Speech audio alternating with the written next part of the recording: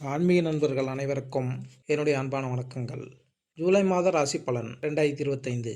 ஒவ்வொரு மாதமும் கிரகங்களின் நிலைகளை பொறுத்து பலன்கள் வேறுபடும்.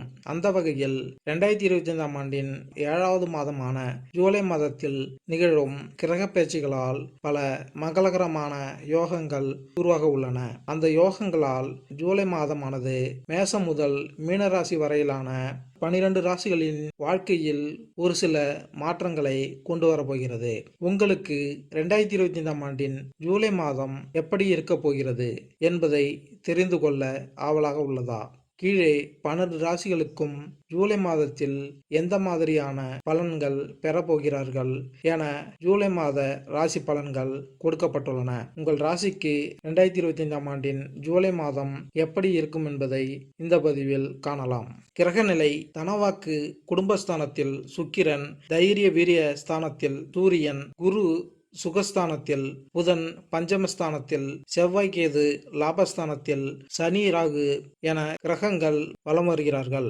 2/7/2025 அன்று லாபஸ்தானத்தில் சனி வக்கரமாகிறார். 3/7/2025 அன்று சுகஸ்தானத்தில் புதன் வக்கரமாகிறார். 17/7/2025 அன்று தைரிய வீரியஸ்தானத்தில் இருந்து சூரியன் சுகஸ்தானத்திற்கு மாறுகிறார். 17/7/2025 அன்று புதன் பகவான் சுகஸ்தானத்திலிருந்து தைரிய வீரிய ஸ்தானத்திற்கு மாறுகிறார். 26/7/2025 அன்று தனவாக்கு குடும்பஸ்தானத்திலிருந்து சுக்கிரன் தைரிய வீரிய ஸ்தானத்தில் மாறுகிறார். 29/7/2025 அன்று பஞ்சமஸ்தானத்திலிருந்து செவ்வாய் ரணருண ரோக ஸ்தானத்திற்கு மாறுகிறார். மிதுனம் ராசி: மிருகசிரிசம் 3-4 பாதங்கள், திருவாதிரை புனர்பூசம் 1-2 3 பாதங்கள். இந்த மாதம் ராசிநாதன் புதன் தனவாக்கு ஸ்தானத்தில் இருந்து ராசிக்கு ஆட்சியாக வருகிறார். பஞ்சம விரையாதிபதி சுக்கிரன் ராசிக்கு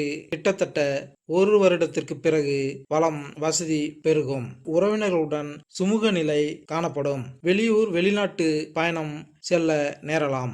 நீண்ட நாட்களாக இருந்து வந்த பிரச்சனைகள் தீரும்.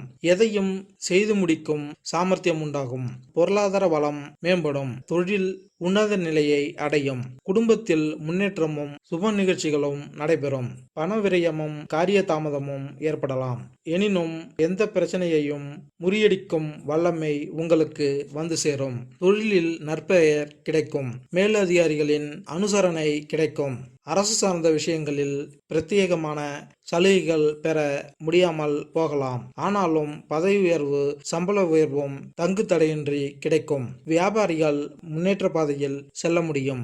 வரவு செலவு கணக்கை சரியாக வைத்துக் கொள்ளலாம். அரசியல்வாதிகள் வாகனங்களை பிரயோகப்படுத்தும் போது கவனம் தேவை. கலைஞர்கள் நல்ல புகழும் பெருமையும் கிடைக்க பெறுவர். ராசிநாதன் மற்றும் சுகாதிபதியான புதன் மிக அனுகூலமாக சஞ்சரிப்பதால் மாணவ மாணவிகள் சிறப்பான பலனை காணலாம். நல்ல மதிப்பெண்கள் கிடைக்கும். மேல் படிப்பில் விரும்பிய பாடம் கிடைக்கும். வழக்கு விவகாரங்கள் உங்களுக்கு சாதகமாக இருக்கும். கைவிட்டு போன பொருட்கள் மீண்டும் கிடைக்கும். மிருகசிரிசம் 3-4 பாதங்கள். இந்த மாதம் குடும்பத்தில் பிள்ளைகளால் பெருமை உண்டாகும். அவர்களின் நலனுக்காக பாடுபடுவீர்கள். கணவன் மனைவிக்கிடையே நெருக்கம் உண்டாகும். சகோதரர்கள் நலனில் அக்கறை காட்டுவீர்கள். மனதில் துணிச்சல் ஏற்படும். கடன்கள் கட்டுக்குள் இருக்கும். திருவாதிரை: இந்த மாதம் முக்கியமான முடிவுகளில் தாமதம் உண்டாகும். வீண் பிரச்சனைகளை கண்டால் ஒதுங்கி சென்று விடுவது நல்லது. முன்னேற்றம் காண கூடுதலாக உழைக்க வேண்டியிருக்கும். எதிர்பார்த்த உதவி கிடைக்கும். எதிர்பார்த்த சில தகவல்கள் தாமதமாக வரும். கூட இருப்பவர்களிடம் கவனமாக இருப்பது நல்லது. ஒரு சில காரியங்களில் அவசரமாக முடிவெடுப்பதை தவிர்ப்பது நன்மை தரும். புனர்பூசம் 1-2 3 பாதங்கள். இந்த மாதம் புதிய ஆர்டர் விஷயமாக தொழில் வியாபாரத்தில் ஈடுபட்டு இருப்பவர்கள் வெளியூர் செல்ல நேரிடும்.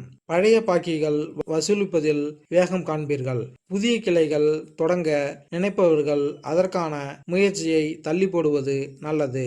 உத்தியோகத்தில் இருப்பவர்கள் அலுவலக வேலையை முக்கிய நபர்களை சந்திக்க வேண்டியிருக்கும்.